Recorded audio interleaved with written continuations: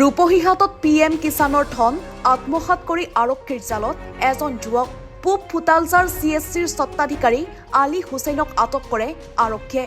চতুৰ আলী হুছেইনে CSCৰ জৰিয়তে গৰাজানৰ বহু কৃষকৰ KYC কৰি দিয়াৰ নামত নথি পত্ৰ সংগ্ৰহ কৰি ধন হৰলুকি কৰাৰ অভিযোগ আলী হুছেইনৰ বিৰুদ্ধে। দীৰ্ঘদিনৰ পৰা ঠগ প্ৰবঞ্চনাৰে আলী হুছেইনে বহু কৃষকৰ PM কিষাণৰ ধন আত্মসাত কৰাৰ অভিযোগ উত্থাপন হৈ আহিছিল। কেইবাজনো কৃষকৰ গোচৰৰ ভিত্তিত নিশা আৰক্ষীয়ে অভিযান চলাই আটক কৰে CSCৰ স্বত্বাধিকাৰী আলী হুছেইনক। গৰাজান বজাৰত গ্ৰাহক সেৱা কেন্দ্ৰ খুলি চলাই আহিছিল লুটপাট। সেই লিষ্টখন ওলাই চালে যে আছৰাবুল ইছলাম নামৰ এটা নাম আছে। তেতিয়া তেওঁক মাতিলে আকৌ উল্টাকৈ যে শুনি যোৱাচোন। পিছত বোলে সি গ'ল যে আপোনাৰ আধাৰ কাৰ্ডখন দিয়ক। আধাৰ কাৰ্ডটো দিলে, আধাৰ কাৰ্ডৰ নাম্বাৰটো মাৰি তাক কৈছে ইয়াত ফিংগাৰ এখন দিয়া। ফিংগাৰখন দিলে, দিয়াৰ পিছত কৈছে এইটো কি কৰিলা? কৈছে এইটো আপোনাৰ কৃষকত দেউন সোমাব। মইতো এপ্লাই কৰা নাই, মোৰ কেনেকৈ সোমাব, এইটো কেনেকৈ হ'ল, এপ্লাই হৈ গ'ল নেকি? সি কৈছে যে টকা যেতিয়া সোমাব তুমি মোৰ লগত যোগাযোগ কৰি টকাটো উঠাবা। মোলৈ এটা ফোন মাৰি বা মোৰ ওচৰত আহি পেলাই টকাটো উঠাবা।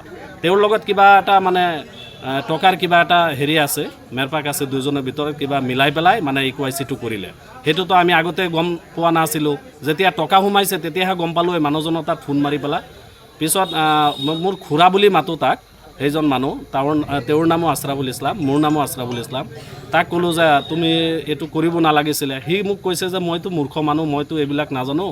আলিয়ে মোক কৈছে, মই গৈছিলোঁ নতুন এপ্লিকেশ্যন কৰিবলৈ, এপ্লাই কৰিবলৈ। সি ক'লে যে নতুন এপ্লিকেশ্যন এতিয়া অৰ্ডাৰ নাই, চৰকাৰে বন্ধ কৰি দিলে, যেতিয়া খুলিব তেতিয়াই কৰি দিম। সেইটো কৈ মোক খেদি দিছিলে। পিছত আকৌ পাছফালৰ পৰা মোক মাতি নিছে, নি পেলাই এইটো কৰিলে। মইতো সেইবিলাক নাজানো, EQIC বুলি কি বস্তু আছে মই কেতিয়াও।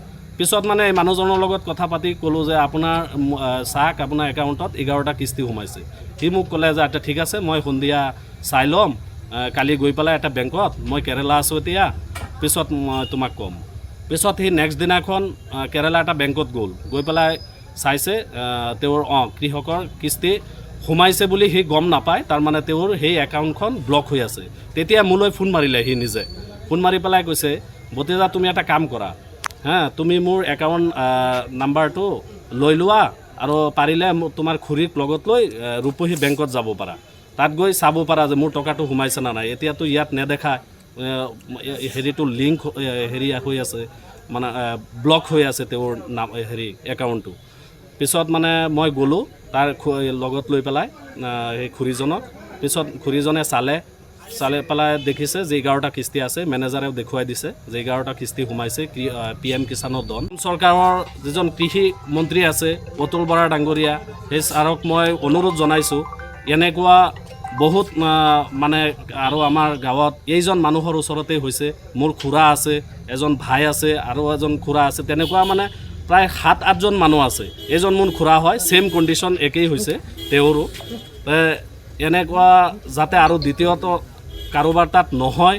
আৰু মই কৃষি মন্ত্ৰী অতুল বৰা ডাঙৰীয়ালৈ অনুৰোধ জনাইছোঁ যে এইটো দোষীক কৰায়ত্ব কৰি উচিত শাস্তি দিব লাগে। আৰু মই তেওঁৰ তাত বিচাৰৰ আবেদন জনাইছোঁ যাতে মোক সঠিক বিচাৰ কৰি মোক বাধিত কৰে যেন। এইখিনি মোৰ ক'বলগীয়া আছে। মই এজন খেতিয়ক হয়। মই এটা কৃষকৰ পাছবুক খুলিছিলোঁ, গ্ৰামীণ বিকাশ বেংক। মই অলৰেডি 4টা কিস্তি পাইছিলোঁ। পোৱাৰ পিছত মোৰ এই কি কয় EQIC হোৱা নাছিল। তাৰপিছত মোৰ EQIC কৰিবলৈ গ'লোঁ, চাওঁ মোৰ অলৰেডি EQIC হৈ গ'ল আৰু পইচাখিনি একলগে পোৱা নাই। কিছুমান দিন পইচাটো অফ হৈ আছিল চৰকাৰৰ ধন। তাৰপিছত সবেই ক'লে যে আপোনাৰ পইচা সোমাইছে। মই গ'লোঁ GSৰ তাত ষ্টেটমেণ্ট ওলাইছোঁ। GSে মোক কৈ দিলে যে যাওক, আপোনাৰ কপাল ভাল, কোনো পেণ্ডিং নাই, আপুনি পইচাটো ওলাই লওক। মই গ'লোঁ ইণ্ডিয়ান বেংকত, তাত যাই আধাৰ কাৰ্ড দি লিংক কৰাইছোঁ। মোক ষ্টেটমেণ্ট ওলাইছে যে 9টা কিস্তি সোমাইছোঁ, পইচা নাই। পইচা ক'লৈ গ'ল? তাৰপিছত মোৰ ভাতিজা যোনটো আছাফুল, ইয়াক ক'লোঁ যে ছেইম কণ্ডিশ্যন, মোৰ নাম ইমৰান হুছেইন, বেলেগ এটা ইমৰান হুছেইনৰ লগত মোবাইল নম্বৰ দি এড কৰাই EQIC কৰি দিলে, পইচাটো ডাইৰেক্টলি তাৰ তলত সোমাই গ'ল, তাৰ একাউণ্টত সোমাই গ'ল। এইবিলাক কৰিলে আমি কেনেকৈ হেৰি কৰিম? কি আমি খেতি বাতি কৰা মানুহ, কৃষক মানুহ। চাওক, চৰকাৰে আমাক ধন দিছে, আমাৰ ধন বেলেগৰ লগত ট্ৰেন্সফাৰ কৰাই দিয়ে। এই আলী হুছেইন তেওঁৰ এটা CSC কৰিছিল আমাৰ গৰাজান বজাৰত। চাওক তাক কেইবাৰমান আমি সুধিছোঁ ই বোলে নাজানে একো কেনেকৈ হ'লে এনেকুৱা চিটিং কৰিলে আমি কেনেকৈ থাকিম কওক চৰকাৰৰ ওপৰত এইটো আমাৰ আবেদন যাতে পূৰা শাস্তি দিব লাগে এইজন মানুহক জুৰিয়াৰ পৰা আজমাল হুছেইনৰ ৰিপৰ্ট এনি ভাৰত 24